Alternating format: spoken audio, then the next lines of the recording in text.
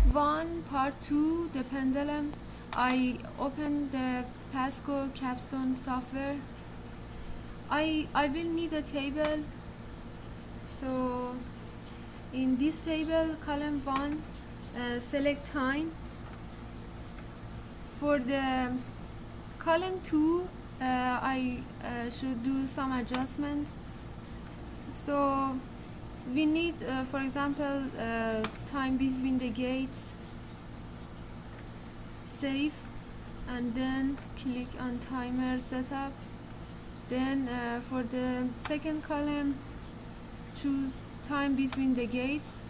Actually, we need only the first column, but we need to select a second column to that it works.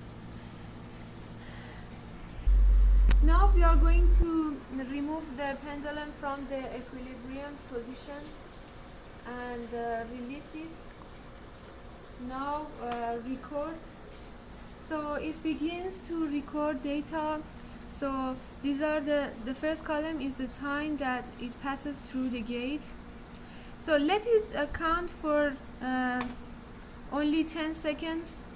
So you see the time for 10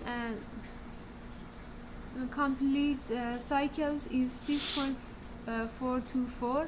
So the period for one cycle will be this time divided by 10. So this manner we can calculate the period t. Okay, we set up the software, it's ready.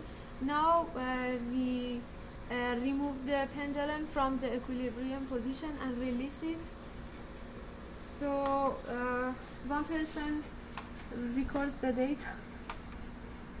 Okay, so we need to gather data for example 10 back and forth, and we work with only the first column.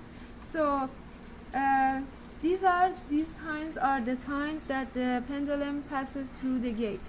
So and each complete cycle is when the pendulum passes 2 times through the gate.